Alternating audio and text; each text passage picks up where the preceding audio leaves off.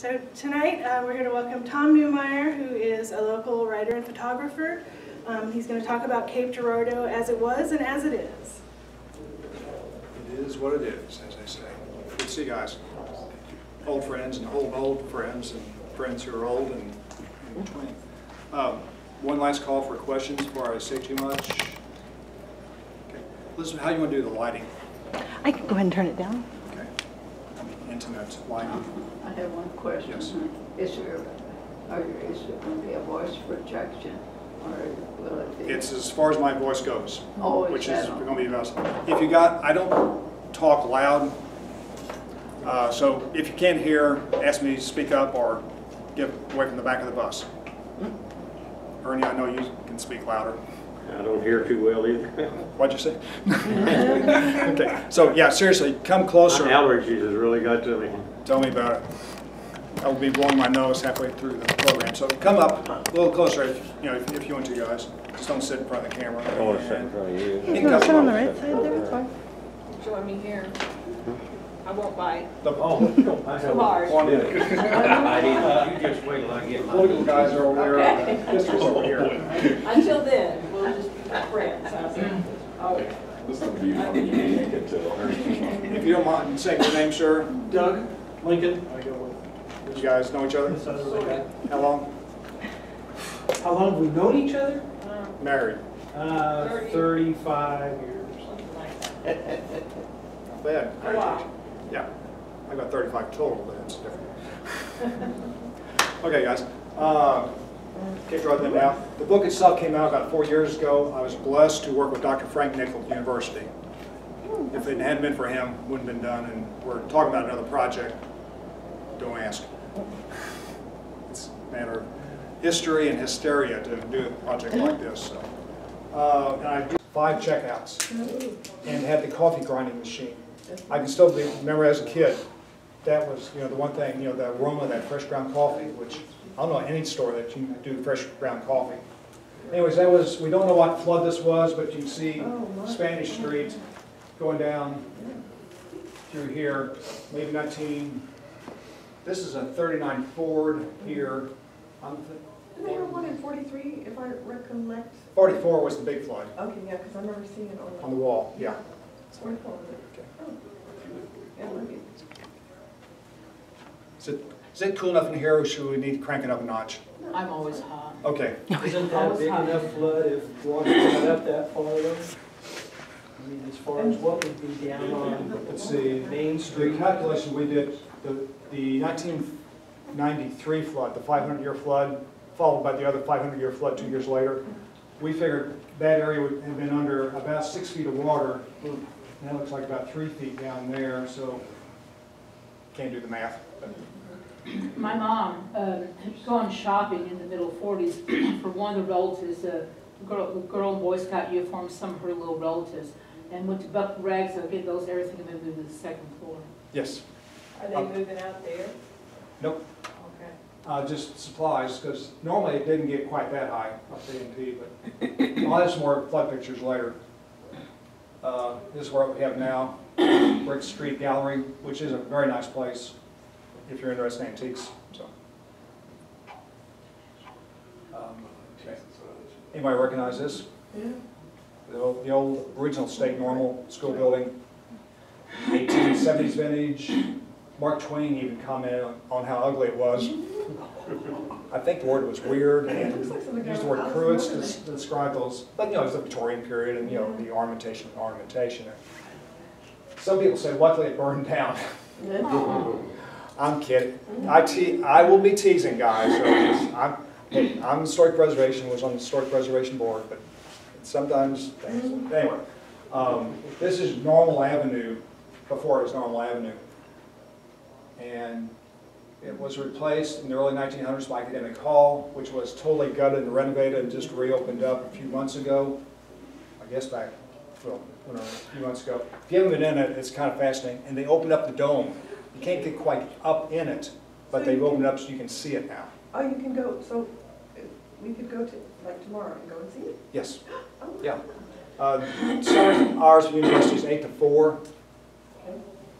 So it's kind of, if you were before they renovated. It is kind of fascinating to see it, because they modernized some of it, you know. Overall, they did a pretty good job. When I was a small child, I know, 30 years ago or something like that, my uncle was the night watchman up there, and he took me up in the dome a couple nights where you could look out across the city. Gorgeous, wasn't it? Oh, yes, it was terrific. I'm not kidding you. But you had to know somebody to get up there. Oh, yeah, that's for sure. Yeah, and people who went up in later years, they had pieces of chalk up there, you would sign your name. So there was evidence, I guess, later, who was up there.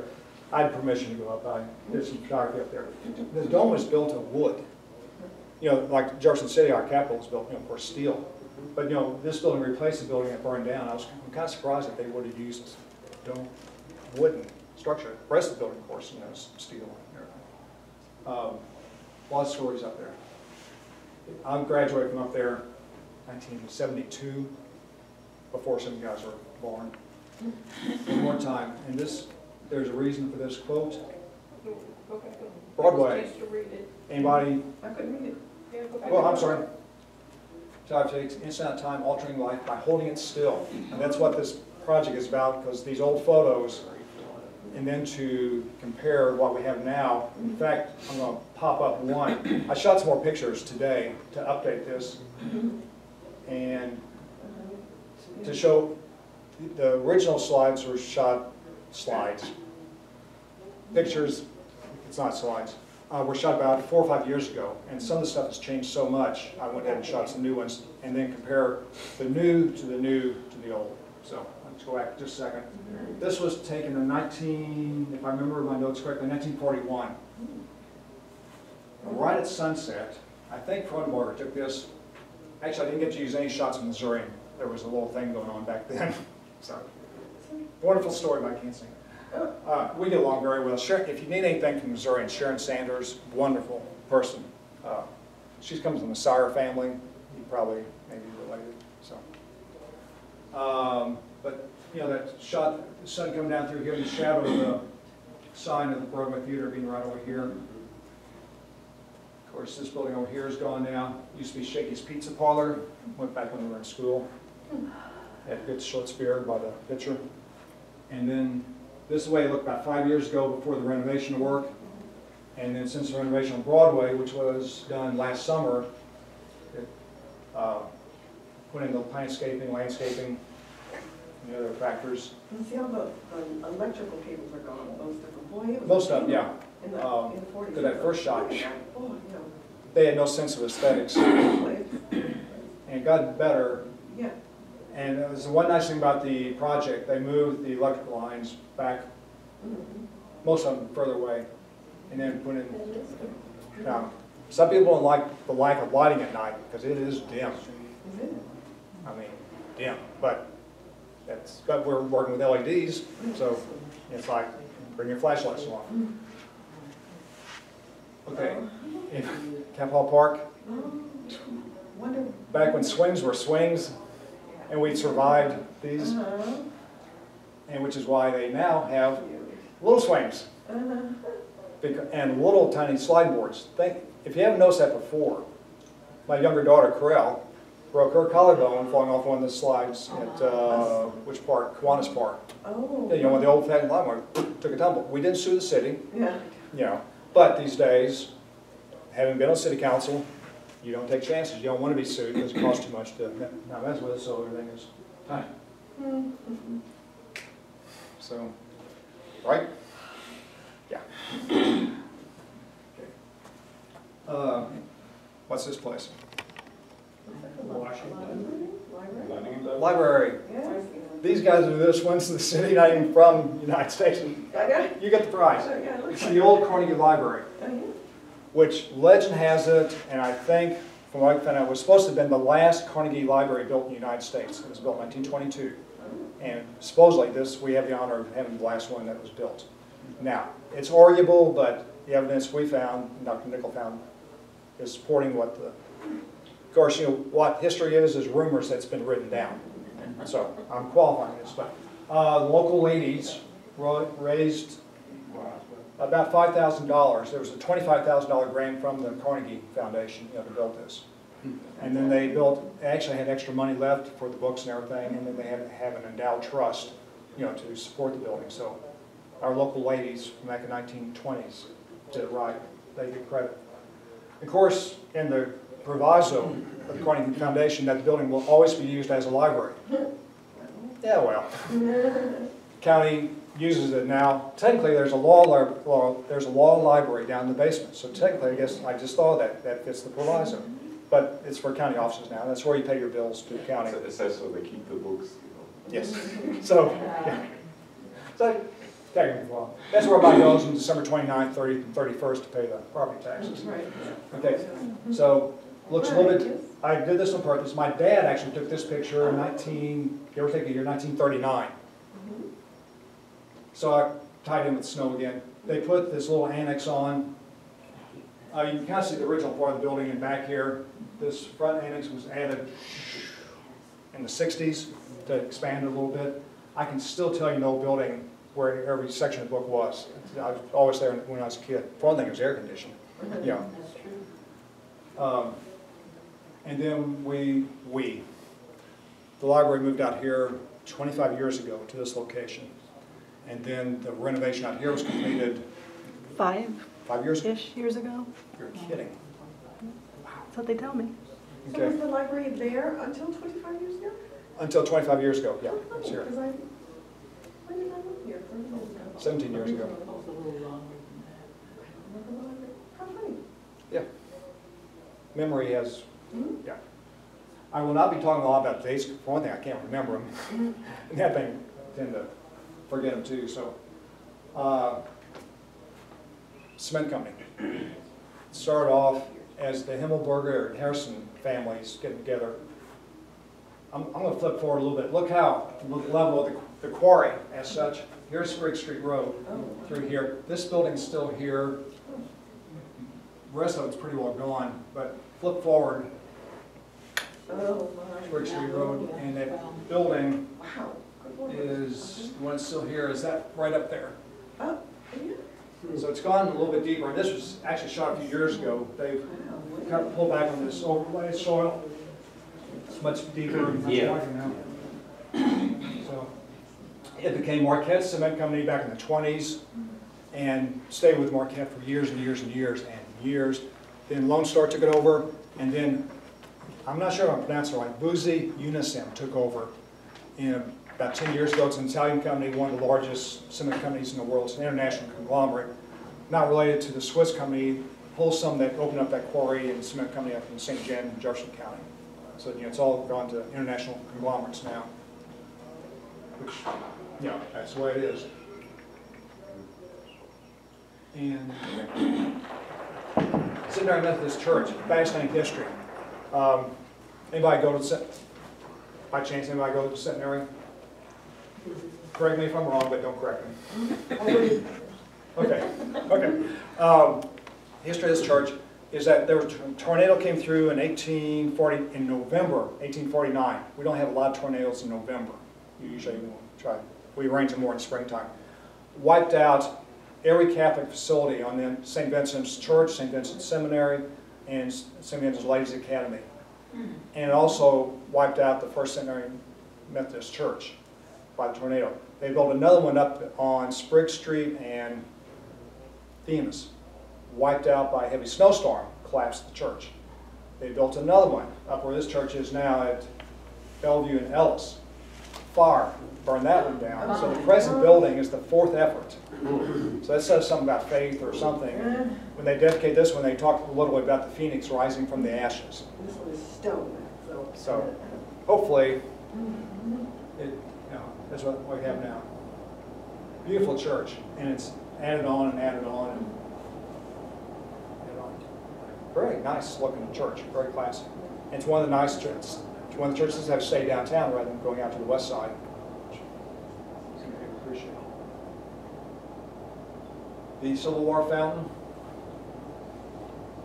Let me flip forward just a second. It has not changed a whole lot. But through the years, it was dedicated in 1911 by the women's, actually it's not one side or the other. My research found that they dedicated it to both sides. Women's Relief Corps. And I think they were an offshoot from the Grand Army of the Republic, I think. But in 1911, and but through the years they didn't keep it up. They actually turned it into a flower garden for a while because they didn't keep the plumbing up, and they dumped some dirt in and said, okay, it's a flower garden. But thankfully, I think some of our city firemen and some others renovated the fountain some years ago. If you look close, the plaque is still down there on the front. But it's and actually the statue was destroyed about 10 years ago or so. A branch fell on it. It's cast iron, I think. And a guy down in Bloomfield was able to restore it. You know, just one of those odd coincidences. There's a semi-twin of it somewhere else. I think it's up in Minnesota or somewhere. And one of the things is that they say, I think on this one, that the buttons are bass-backward on it. Apparently the guy was looking at a mirror or something, and buttons to the wrong side, according to rumor. I never looked that close, but if anybody wants to climb up there, we're welcome to. A lot of the surrounding metalwork was collected during the scrap drives in World War II.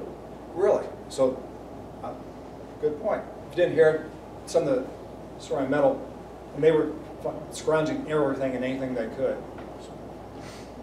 Yeah, it was a little bit more. Because, yeah, that was cast iron around there, so, you know, the lower area. And by the way, if you catch the summer concerts, they're starting up again middle of August. What's the hottest part of the summer? Middle of August, so we're starting up the concerts again. But they have them right here by the statue at the bandstand. Summer times, Fridays, I think it starts around 7. They'll run middle of August through end of September. If you haven't been there, it's wonderful. You should have a few hundred people. They have really good groups. Okay, no other old car guys. What year make is this car? Middle to late 50s. 55. Between 55 and 57. 58 Pontiac. Yeah. Pretty That was the last year they made them big and heavy with all the chrome and everything. Pretty beautiful car. My parents had 57 Pontiac, and then I had a 62. My grandfather always had a black Pontiac. And you saw my 61 Pontiac earlier, it was always a black Pontiac. And in his honor, I wore long sleeves tonight. He never wore a short sleeve shirt. Never. So I thought, in honor of the polar vortex coming through tonight, you know, in this cool weather, I wear long sleeves just because it's historic, you know. So, this was the Colonial Tavern built in the late 20s, right before the Depression hit. It was the place to stop. This was on Highway 61, Kings Highway, which was built basically in the 20s or so, and this was the place to go. Roy Rogers stopped here, as did many other celebrities on the way back and forth. Trigger stayed out in the trailer, but Roy Rogers. And legend has it they didn't have keys on the door. They 24/7, Christmas Day, you name it, they never closed. They were always open because this was these, you know, north-south, Highway 61, you know, Minnesota down to New Orleans. Does 61 terminate New Orleans? What's that? Okay, yeah.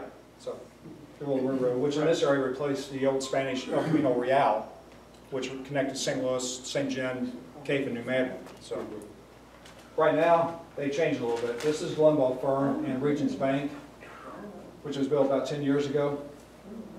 And I think it was Union Planters Bank that year it was built, but it's going through, like, you know, every year the bank changes names. So I think it's still Regions anyway.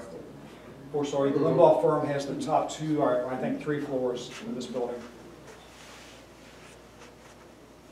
So, and still Kings Highway. Still, it's the business loop now. Then Interstate 55 replaced it about 50 years ago. And if you remember that last stretch just north of Cape, up by Fruitland, was the last part that was completed 55, and you know, Old Appleton and through there, bad stretch of highway. And they waited. That was the last part they replaced. The 61 I thought was really odd. But 55 through this area was one of the first parts that they built. That was 63, 64. Common Police Courthouse, built in 1854. Joseph Landsman was the architect builder. He also built, you name it, St. Vincent's Church, St. Vincent's Seminary, many other buildings. He was an immigrant from Belgium. Actually bought another name to escape the draft military conscription in Belgium at the time. I don't remember what his original name was, but he bought someone else's identity to get out of there. And came here and wanted to build many. One of the things he did was building so many churches and things for the Catholics. He didn't make a lot of money. He ended up building homes for his workers. And the workers would kind of work together. There's a lot of cottages downtown, including 2 across the street from me. And he had the bricks right above in the front. There's a French term for dente or something, but the bricks were set sideways. They stick out like little triangles, and it was his signature mark. But small brick buildings, there's one up in North Fountain, Sharon Sanders' house over on Themis. He left his mark. We still use it. Adaptive reuse. This is, what, 150 years later? I can't do the math, whatever it is. Technically, the city owns it. I'm no longer a city council, thank God, and pass ammunition. The county works with the city. They create 3 courthouses in it. No elevator. We get around it. City Hall, no elevator. But if anyone needs help, you know, we go to them. You know, no one has to. But the dirt floor dungeon is still there. They don't let anybody in, but it's still there. And you can't go up in the, how do you pronounce it, cupola, the tower. Legend has it, and I really doubt it, but this cupola, they say, came off the old St. Charles Hotel, which was downtown, years and decades ago. But I don't think so, because they didn't have the equipment back then that could have moved it and moved it up there and put it on top. But rumor. But no one's ever put it on. It has been enlarged over the years. Last edition was back around 1960. They had added on to the back. The steps were the first concrete steps over their kind west of the Mississippi. They used cement from Europe somewhere. Ironically, it was before the Marquette, operation opened up. I think it's really weird that they brought in cement, and it was the ballast of the ship, the limestone that they used to bring in from here, and they could have just gone down 2 miles south and gotten the same thing. Okay. I love this shot. Give me a little time on it. 400 block of Broadway, you'll recognize the H&H building back here. Marquette Towers up here. This is where KFS is now. And the Tot Teen Shop. Marquette, let's see, Luter's studio is right here. Paul Luter's. Some of his photos are in the project. He was a photographer here in Cape for many, many years, just the best photographer ever.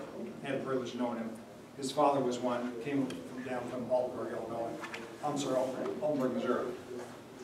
Fascinating photo with this cab. This is a 49 Ford, about a 48, that was I think a Pontiac, an old Dodge over here, another 49 Ford. But just all the activity here, and just the way people dressed, that taxi and this gentleman here, I swear that's my grandfather, just from the way he's walking. He had this distinctive, how people have that distinctive walk. Were there ever tracks on Broadway, yes, or were they just on Independence? No, they were on Broadway, the original streetcar loop. I've got a shot of that, but when they renovated Broadway last year, did all that, they tore everything out Broadway, and some of the tracks were still there. Okay. I did not get a piece of them. I wish I did, but the guys were not chopping up pieces of them. You can wait till they do it to Independence?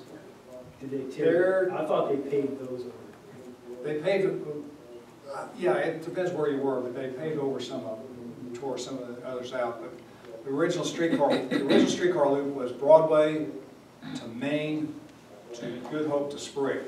Sprague was the west edge of town. Think about it. And then they expanded all the way out to Pacific Street in later years. So, and that's the old, what we called later the Rat Hole Theater. Rat Hole Theater. There's probably a descendant of the owner here. I apologize, but just let it go.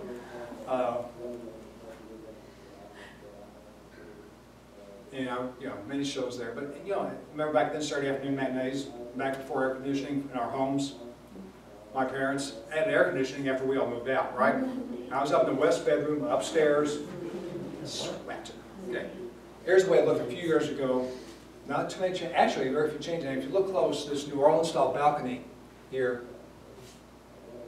right there, and it's doesn't show on this next shot. It's a little shadowy, but that building has been there quite some time, and there's very few balconies left anymore. Think about it, very, very, very few. I've got one in my house which I added on some years ago. Okay, and with the revision, with the landscaping and everything, of course, one of the things they did was they eliminated 80 parking spaces on the north side of Broadway. But there's been parking lots added and redirecting and re-educating folks, so hopefully it's going to work out. But people get a little concerned about that.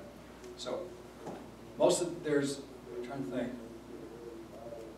I don't think any buildings have been lost since that photo was taken around 1952 that I can remember. So some things, you know, the street itself has changed a lot. It's a lot prettier now than what it used to be. And a lot less wires. In fact, look at that. Again, you know how the nice part about the renovation work, they moved the electric lines off. So, and all the what utilities now serve what we have street lights is all underground. So. And this kind of ties in again too with things vanishing and they don't come back again. We've lost, overall the city has a good history of trying to preserve structures and places and things like that. We have lost some over the years. And some people are concerned about university teaches historic preservation. Sometimes it doesn't always practice historic preservation. Think of the handball court down at the seminary. I didn't say that. So leave that part off the table. Yeah. The oldest handball court in the United States or Western Mississippi. Have you been down to see the building that they're making now? There's a faint memory of it. Yes. With those little balusters Yeah, they saved some of the bricks. Yeah. Did they take down the ball court? They tore down They did? But if you go look at that building, on Oh, the they side, Yeah. there's There's that little- they saved some of the bricks. that come out that say, That was their token appreciation of the handball court. Some people feel that building could have been built across the street where they had plenty of room, but I mean, I don't know. I came around the corner a year or two ago, okay. and I was shocked because they were just building it. And I thought the whole view is completely ruined. It was a That's, view, yeah, they you know. did ruin the view of the building, the older buildings at the campus. But they didn't ask me, so. Okay. This they is saved the, the other buildings. They sorry? did save them. Yes, they did say the old, and now we have the oldest buildings in the state. And Higher there's nobody education else that system. could have done that, I don't think. Thank God Joseph Lane's, because the original building down there was built 1842, give or take a year. The other one was 1860 to 1870, and he built them to last. They've gone through, you name it, they've built to last. This is the Ellis Wathen Rainey mansion that was up on North Main, which is now a parking lot. Oh. You guessed it. Gorgeous house, gorgeous, absolutely gorgeous. Guy, the original family was Ellis, who my Aunt Jean Neumeyer wasn't Ellis, but didn't get any of the money. Married Neumeyer. North Main, the guy would buy flowers and things. His courtyard went all the way from the house down to the river. People in passing riverboats would smell the flowers, you know. But he was quite an entrepreneur, self-made man. The archway of the door is up in the Missouri State Capitol Museum. If you ever go up there, my mom's from Jefferson City, and my grandfather grew up a block away from the Capitol, so I know the area. But, yes, ma'am. And where did this sit, this house? It's the 500 block of North Main. Oh, okay, sure. You're going up toward the casino. You've seen the casino? Yeah. Yeah. It's over on the left side. You know where Hickory Pit Barbecue, all that stuff is? It's about a block north of it. So this was real near the old Reynolds house? Yes, not too far. Yeah, the Reynolds house would be about a block north, which I understand the Reynolds house, which was built in the 1840s, is being saved. There's a little something going on with it. So. Now this must date from the 1840s, 1840s, 1850s, yes. And if you told me what style it is, I would not argue with you, but it was built. Made to Kuwaiti and Georgian. Georgian, built with slave labor. He came up from the south, as I remember, brought his slaves with him. It was Georgian. Wathen or Rainey? Or both? Yes, both. We'll check the book later. Wathen's the older family and had a daughter, Wathen, that married a Rainey? Yes. Okay. Who turned out to be Judge Rainey. Rainey, is it pronounced? Rainey, Rainy. I think Rainy's the past tense. Future perfect. But yeah, it was Judge Ranny. And then just after the family moved out, it kind of just became a boarding house, and it just went straight, and they tore it down back in the 50s. But if you want to see the doorway, the museum, Capitol building, all the way to the one side toward the east, it's all in a little portico. It speaks to the grandeur that the house had. And there was an effort to save the house, but apparently it's too far gone. You recognize this place, the old fire station. Cape's Fire Department started right after the Civil War. The City Council voted to spend $200 on the fire department. The mayor at the time, whose name I will not mention because there's probably family people here, vetoed it because that was way too much money. And it's too much government. You know, we don't need being, doing no stinking fire department. Everybody should just take care of themselves. But despite that, they got the fire department going. It's all volunteers. In the minutes from the late 1800s, one of the firemen, they voted and was allowed to cover the beer costs for the practice runs for a year. It was a bunch of German people, right? It was German. Okay, we can test on that? Yeah. In 1904, they got their first horse-pulled wagon, and the horses were named Joe and Alex. They were bought from the stockyards up east of St. Louis, and they brought them back to Cape. True story is that one of the guys with the fire department who bought them looked at, from the view up here, looking toward the horses this way, and named them after two of the city councilmen. They say it's true. And having been on city council, there's probably quite a few people who... Anyway, Joe and Alex were killed when they stepped on a live blood couloir during a fire, during a storm. So they lost them. And soon afterward, they did get a fire. But they had a system where the volunteers, the Presbyterian church would ring their bell and code where the fire was in the city. One ring, 2, 3, or 4, depending on where it was in the city, and volunteers would go there. It's a little bit different now, but a little bit better, bigger. I told the fire department, hey, just bring a couple guys down or something. They brought the whole battalion down for this picture. So, okay, guys, they had fun. We no longer use it for our fire station. It was used as such, and you can see how much it was added onto. They underbuilt it, because actually it was, the whole city operation was here. Fire department, police court, the calaboose, and a few other things. It's all in this building. And it was just a little bit too small, and they added on, added on. It's now the Cape River Heritage Museum. If you haven't been there, great place to go, take the kids. It's wonderful. Great bunch of volunteers who run that thing. Unbelievable. And there's, yeah, won't go there. Okay. Corner of Independence going this way, and Frederick going this way. It's Trinity Lutheran Church up in the background, which was replaced about 15 years ago. Okay. Nobody recognizes this one. Still, oh, get out of here, come on. First Baptist Church. Where'd you guys come from? You were Methodist. We are now. We have been Baptist. There's a 6 beer story over here, guys, but being Baptist, we're not going to, it's a 6 soda story, right? Yeah. Okay. On Lorimer Street. On Lorimer, yeah. Here's the present view. Carnegie Library. Yeah, well, yeah, the library's right behind us. And why two stairways and 2 entrances? Yes. Men over this side, women. And 2 separate doors as well. I think they're illustrations. That way, nothing would happen. The newspaper. The more you keep them apart, the more they tend to. So, they were a little strict back then. It was built in 1839, give or take, according to the records I had. And it was among the first Protestant churches in Cape, because up until 20s, it was Catholic only, because that was the law. There was not much separation of church and state, because it was back Spanish and French, and they were not real strong on Baptist and Methodist back then. So, and it was built on this hill. The land was cheap.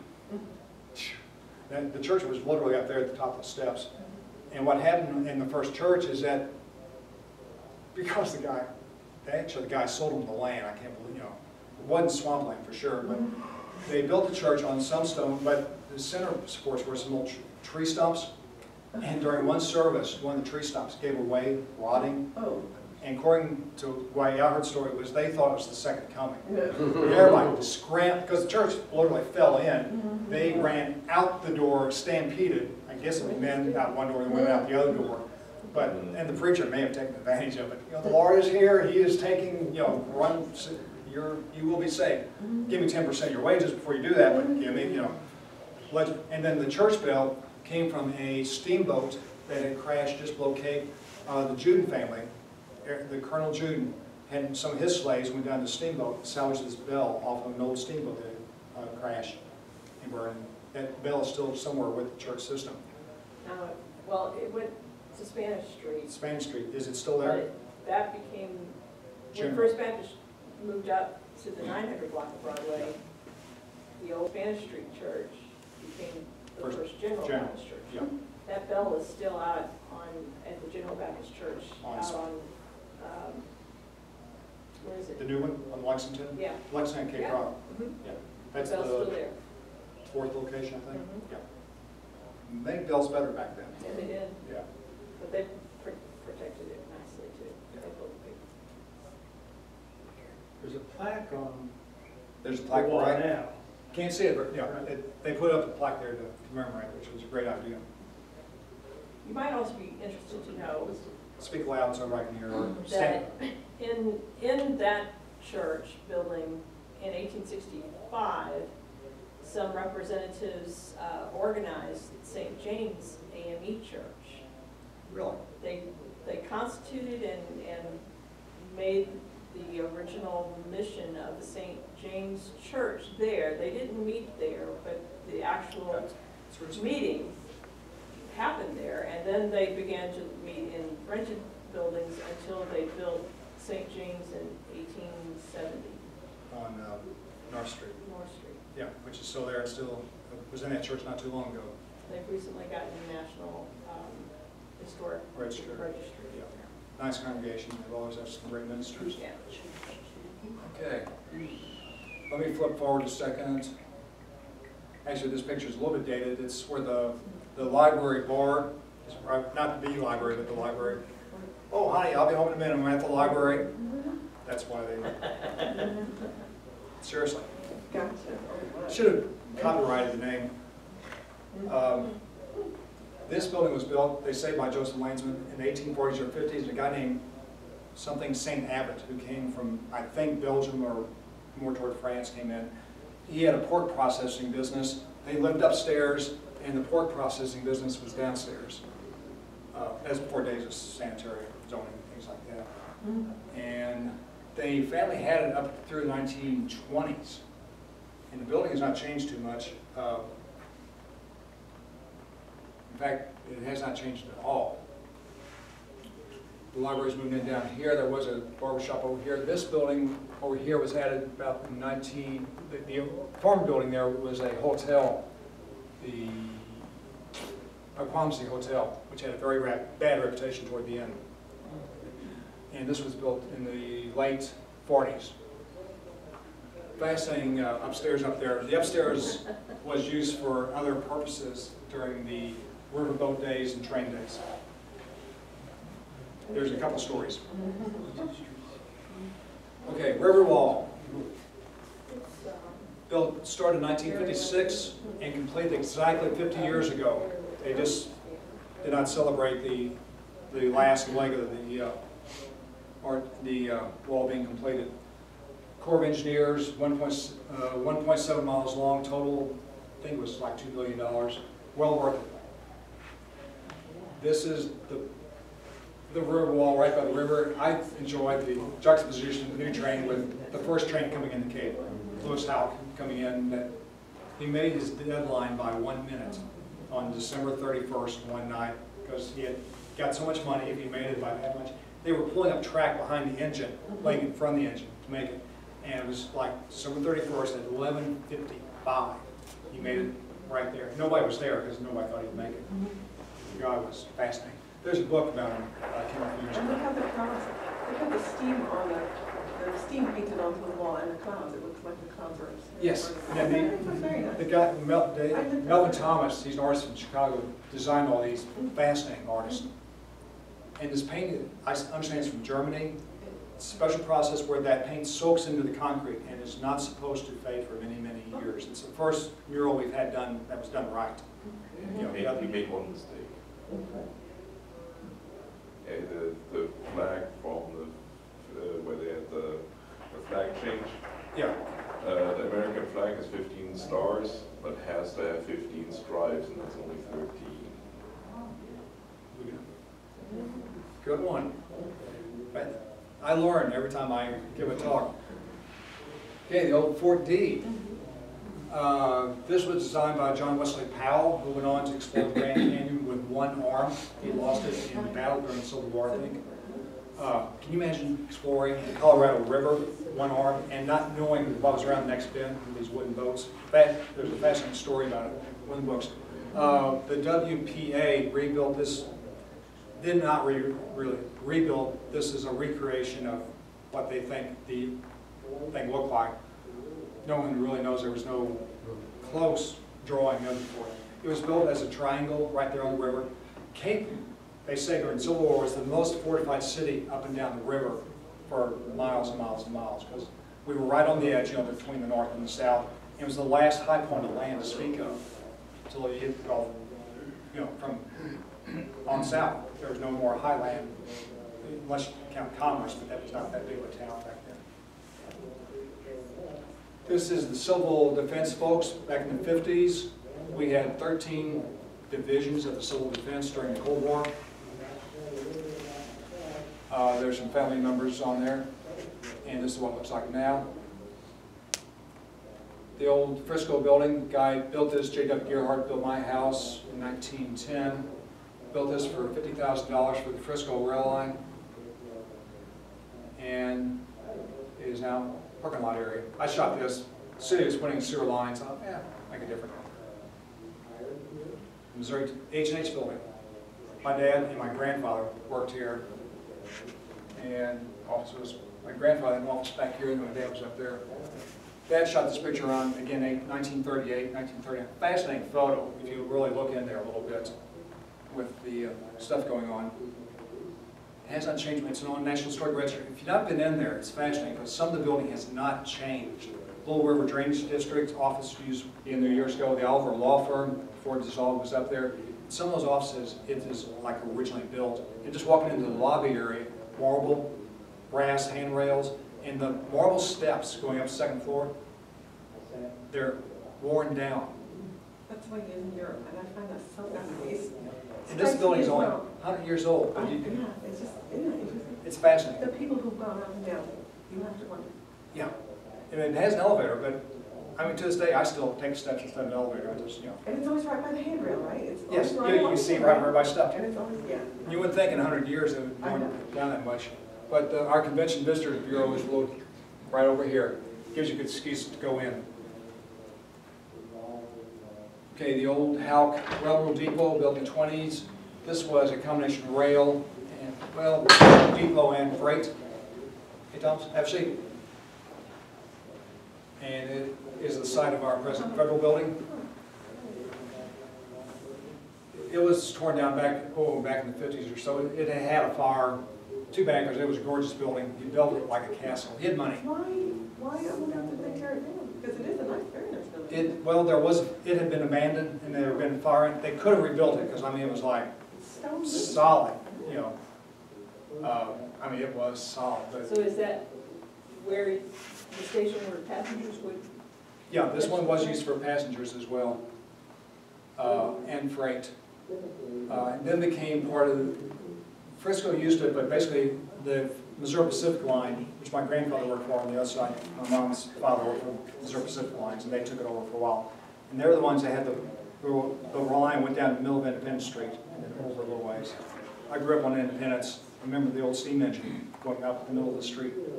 That's old. That makes me old in dirt. I remember mothers coming, all the steam, the cold, everything. Clotheslines. Anybody remember clotheslines? I had a neighbor who moved into the down the street, put up a clothesline. That's fascinating. Didn't they still have the rails crossing Kings Highway 20 years ago, but they were still in? Yeah, you can kind of still see on Kings Highway right by. But then 20 years ago, they were still visible Yes. right there. Going now. Used to serve pollock, hide, and fur. The old Lorimer School. Our friend Mr. Miller here works Well, replaced it, built around 1870s, a lot of opposition. People did not want public education. They said, government should not be involved in public education. That's because up until then there was parochial schools. If you had the money, you sent your kids to a parochial academy like Old St. Vincent's, St. Mary's School, which they didn't kick me out of.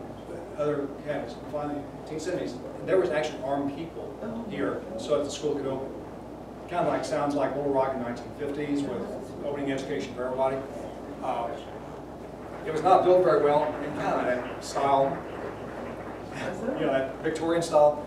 So it was torn down, and thanks to the WPA, did I mention the WPA, who somebody in this room worked for back in the 30s, funded and had this school built in 1937. And it is a gorgeous example. My car was wrecked on that 2.5 years ago, so it was wrecked, totaled my car right there. Yeah, right there. Congratulations. We all have different memories.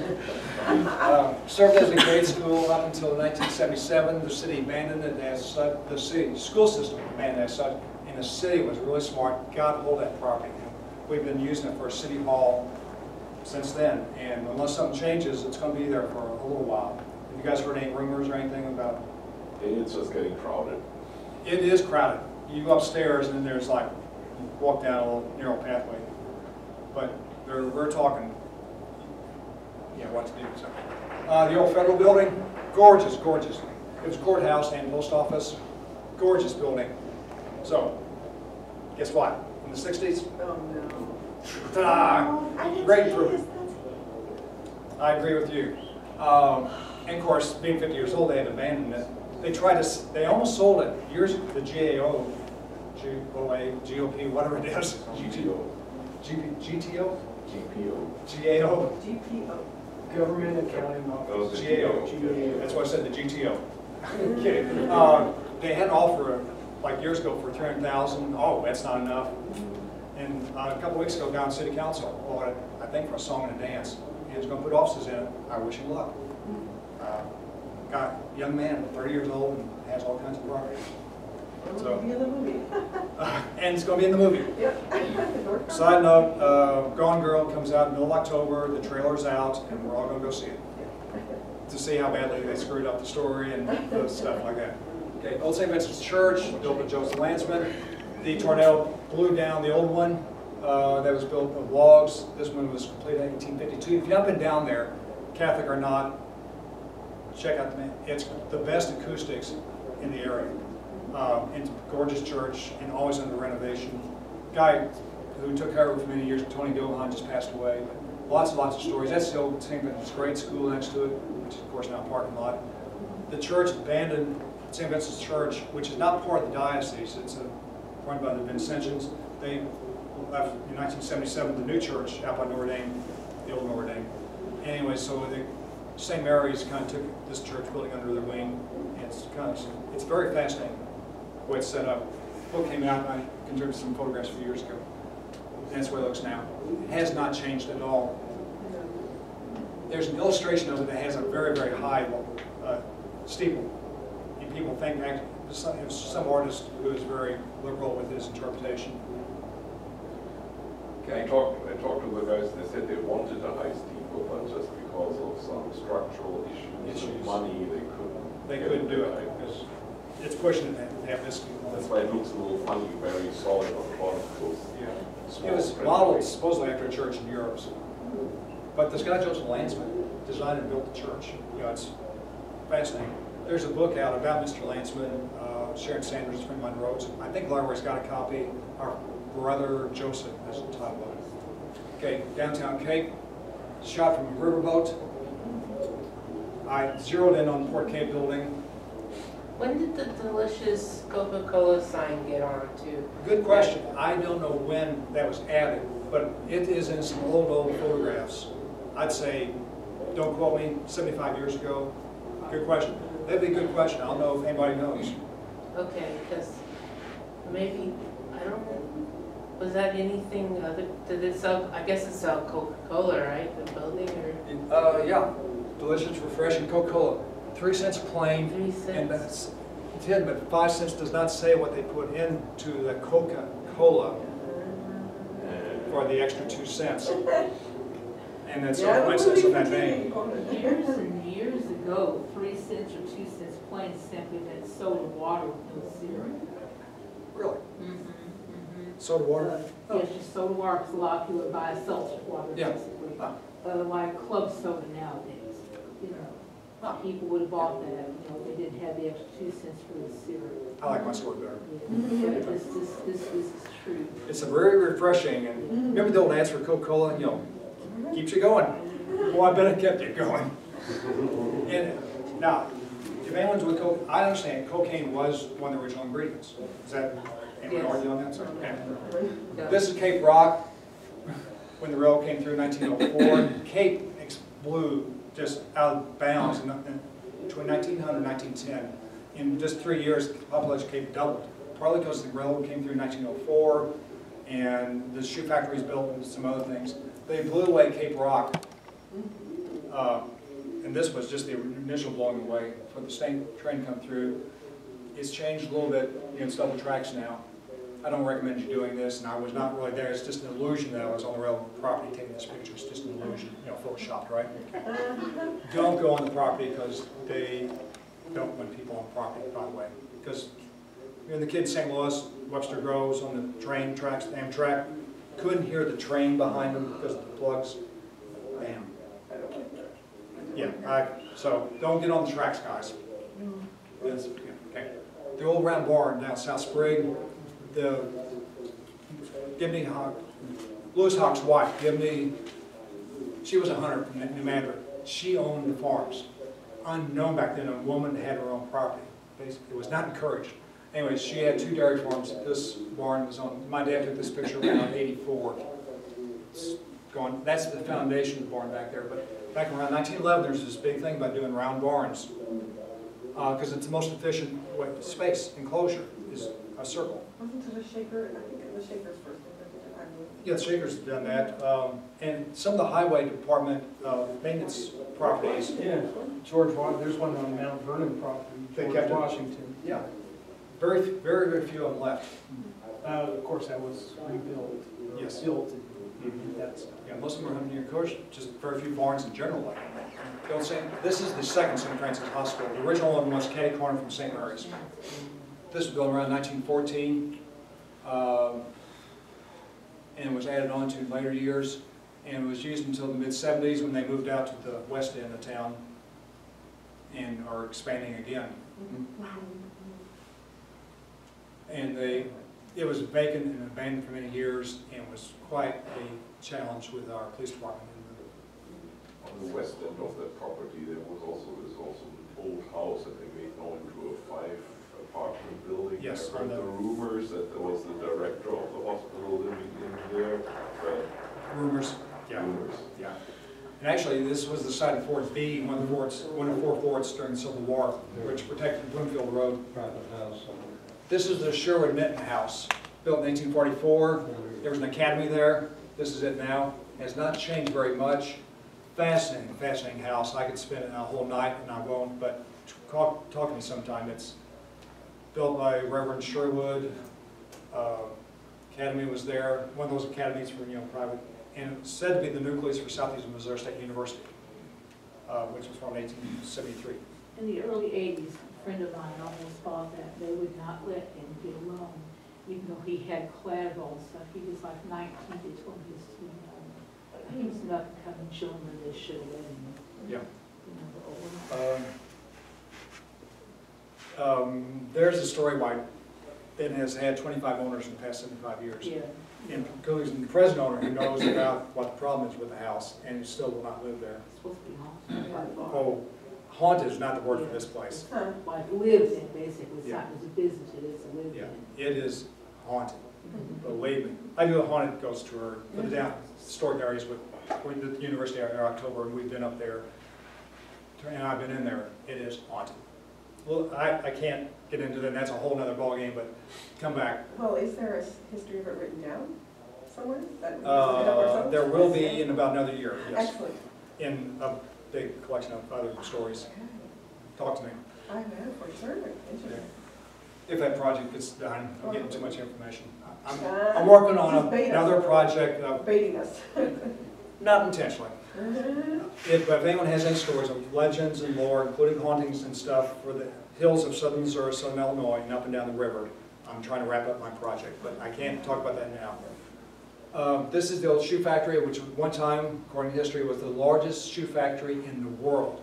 They had 165,000 square feet. And of course, this was during one of the floods. They built it right next to the river, and now okay, this was a few years ago, and then this is now. It's where the Capri is. Oh my gosh. I did this on purpose, guys, because this now and then it changes quite rapidly. Yeah, this is the Red Star, which was Red Star because one of the children's shoes was called Red Star shoes, and the name stuck. But back in the 50s, you could earn $1,100 a year working at the shoe factory, which was not union. Thank God for the unions. That was good money back then. And you had benefits. But now you can't drive Main Street. No, you jog around, and I did that on purpose because Capri got priority on that. And you can see the river wall in the background, which prevents the Capri. Which ironically, the gambling casino part of Capri is on river water to meet state law. I love that. I don't love it, but it's just that irony that, it's a riverboat casino. Yeah. Really, guys? Anyway, that's my editorial. And this is why we're doing this. And I'm going to wrap up. I went over time. My apologies. Here's the streetcar line. This is where they added on to North Main to go out to the shoe factory. This is looking south. This is Broadway. That's Main Street. Isn't that where Buckner's was? You're right. Thomas gets an A. There you go. Straight view. I backed up a little bit, put it in perspective. There's Buckner's over there. And then this used to be a drugstore over here. Look at the kids hanging out in front of the drugstore. And Sturban Bank back there. This actually has not changed too much. And I reshot it this morning. Didn't put it in, but I reshot it this morning. There's a story there. Anyway, so it's not changed that much. What was the building where Buckner's used to be? What was it before then? It was a department store. Okay. And they had pneumatic tubes, like you see at the drive-in banks, to run the money up to the accounting, bookkeeping people on the main floor and second floor. I was fascinated as a kid. The money just disappeared. I definitely disappeared. North Kings Highway. No one knows where this is taken, unless you're just, Ernie, you maybe? I don't know. Exact same spot. A friend of mine, when I was out there shooting it, said I almost got hit. I was in the left turn lane with my car behind me. I thought that should have. But that's, there's a Sunset Towers is over here, which used to be one of those roadside motels. This is the restaurant that's been a restaurant that's been a restaurant, and VFW is over here. And this is Kings Highway, which in this part right through here is probably goes way, way back to the original roadway. Southeast Hospital. Oh, I'm supposed to have quit already. Elizababeth's charging me overtime. Okay. Oh my goodness. Pain by the clicking. Oh, funny. This right over here is There's nothing. down to earth satellite system and Blottner, the fireplace place. And ironically, Dave and Nora Blottner are right next door at the meeting. There's nothing. Was Jackson just like a bunch of... Oh, Jackson was 10 miles away. Well, We were not contiguous, but we had the 10-mile rose garden between Cape and Jackson. It was 10 miles apart. That was beautiful too. It was gorgeous. Dennis It really was. Sibley, who our park's named for, 25,000 rose bushes and other bushes. It was gorgeous. And I think, do I have a photo? It's in the book. And there's not one plant, tree, rose left of that 25,000. St. Francis, God, they'll slap me for that. That's the libel. Built 1927. Up till then, we had the St. Francis Hospital. There was just and this was the first private hospital. They went bankrupt during the Depression. I mean, they were people, if they could, would pay chickens and stuff. And they didn't have screens in the windows until the 1930s, including the operating room. That is from the hospital wall. They have a little bit of a history. I could pick it. If you don't believe me, check it out. It's a little bit bigger now. And of course, they got that property out on Silver Springs Road now where the Cancer Center is for the West Campus. This was 1965, give or take a year. The first of the 2 tower dormitories are up there. Academic Hall here, Memorial Hall, original buildings. If you go up to campus sometime, the back of this building, this one, and this one, the limestone is front. The back of the buildings are brick because when they built those, that was the back of the campus. Nobody would see them. Now the campus goes a little bit further back. This is a little bit skewed view. Academics up there. Love this shot. This is the railroad line. Railroad. It's got tracks. Streetcar line. Boston rooming house. Terms are 50 cents and up. The local bed and breakfast, why they call it Neumeyer's, charges a little more, 50 cents now. But if you need a place, we're reasonable. Streetcar coming down. And this building was here up until a year ago. It was built in '56 for the First National Bank, which had a beautiful building downtown, which of course, you know, that era, got teared down. And now it is no loss, but it's a parking lot. It was an ugly building. And it was built very poorly. The roof slanted toward the middle. And they had problems. Yeah, I mean, I'm no architect, but go figure. A lot of houses and buildings, you know, it's like the edges and the drains off. I'm no architect, and it was ugly. And that's the Okage house up there, as you can see, those shots. Built in 1854. A friend of mine, when I was in high school, lived there. Gorgeous place. The old swimming pool. Oh my In Capitol Park. I'll flip forward for a moment. That's where it is now. It's the kids' playground, Broadway up there. That is the outline of the pool is still there. It's become an old shape. And what happened was the city tried to pass the pool was built in the 20s, very bad shape, and the city would not pass a sales tax to build a new pool. This is in the early 50s because it's a public pool, and they, you know, to this day, you know, like Saxony, I think, finally integrated their pools some years later. So, okay, Rose Garden, for the 10-mile Rose Garden. This is KFES Hill, right up here. Conservation Center, right up here. I remember this. I'm kind of into flowers and stuff a little bit. Look at my yard sometime. Conservation Center, now, they did it right. They have a lot of native flowers. If you haven't been up there, a lot of native flowers. And the ponds have some native flowers which my daughter helped design and plant. So, gorgeous place. Take the kids or yourself up there. The Alvarado, built about the same time as the Colonial Tavern. This was the place to stop, local gas company. It was a swanky restaurant. And guess what? Parking lot and a new office building. Oh my God. This is shot from the Limbaugh law firm down there. You were close. It's got a building now, but it was a gorgeous, gorgeous building. So when did it get torn down? Was it Torn down 69, give or take a year. Oh, wow. Yeah. Gorgeous. And it was kind of that was during the Spanish, what's the word? Revival, yeah. Nice building, but not quite as much character. You know, but okay. The Cape Girardeau, Tennessee Belle, and the Golden Eagle downtown. Check the car, which is about, I'd say, late 20s, being unloaded. We don't get a lot. This is the Delta Queen. This picture is a few years old. Delta Queen, of course, no longer runs. I heard it's down in Memphis and it's tied up. But we have the American Queen and the Queen of Mississippi now. And the last one was just here a couple days. Okay, here is tornado, November 49. This is Boulevard. You're here, Duncan up here. Several people on Duncan died in that tornado. Here's another shot. Ironically, I caught that when a tree blew down from another storm. Riverfront, I'm over time. I'm going to flip through, so just bear with me. And the way it looks now. St. Vincent Church is up there, KFES Tower above it. The New Orleans, this was around 1952, right before the Barnhouse family bought it and made it into a restaurant. And stayed in New Orleans. Had a major fire in 1989. it was built so well, it gutted it, and they rebuilt. And then Richard Dernberger opened up, after having an Italian restaurant, this guy named Dernberger opened up an Irish bar. Yeah.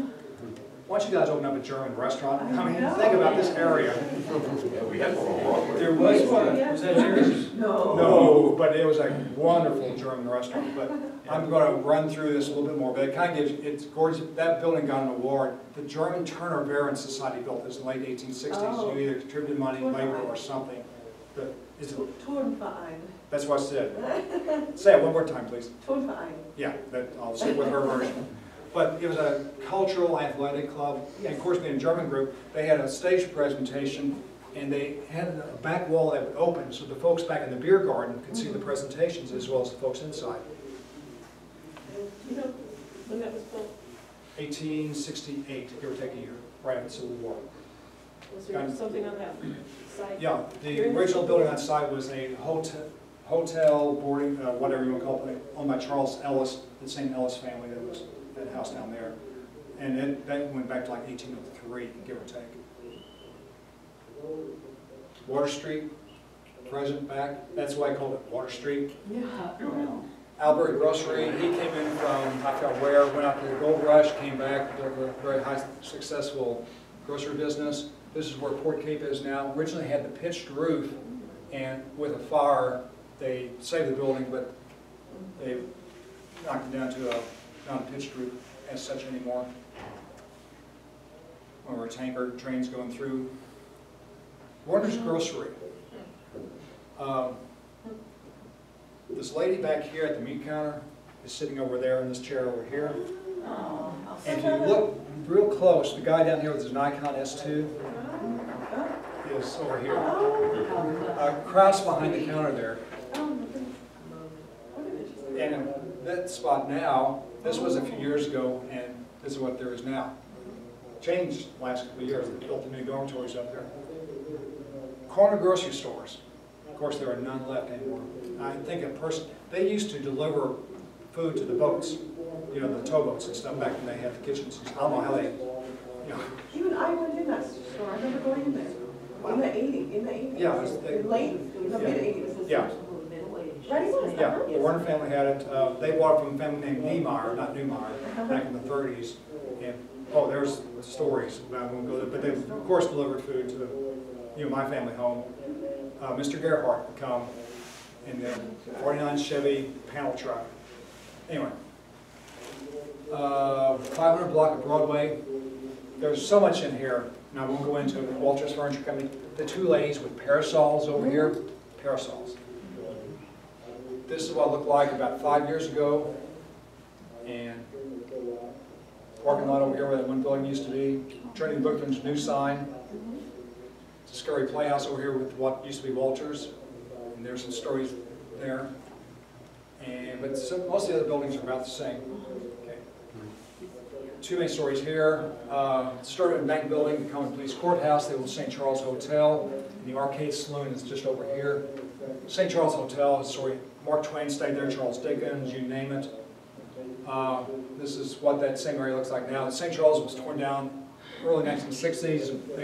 I think it was a Gamble's department store put up. Sort of Bank Building's still there, maybe reused again. Common Police Courthouse. There used to be a gymnasium thing right where that the antique store used to be. I think, yeah, you're right. Because dance point. studio, yeah. Yeah. Good point. Corner of Kings Highway and Cape Rock, Wimpy's. Ernie remembers that? No, nobody else. Okay. Here's the ground level view. This is where Wimpy's used to be. That's Cape Rock going up Kings Way here. Area has changed. It's even more busy than it was back then. The original Wimpy's was right over there. But St. Andrew Lutheran is right here now. Jim Morgan lives right here. Corral Lane. Ranchito is just up there, dead ends. This was 52, give or take. Original bridge, built in 1927, 22 feet wide, edge to edge. They built it for 1927 standards. They weren't quite thinking ahead on this one. First time I drove on, I cycled across that bridge. Go home and change my pants and run back. The new bridge, 94 feet wide, cable stayed, it's not cable stayed, with I think some German engineering that was developed after World War II because they had very little material. So this is the cheapest way to build a bridge because the small amount of material is possible. Because there wasn't a whole lot of material back in Germany after the war. Ours is the most earthquake-resistant bridge.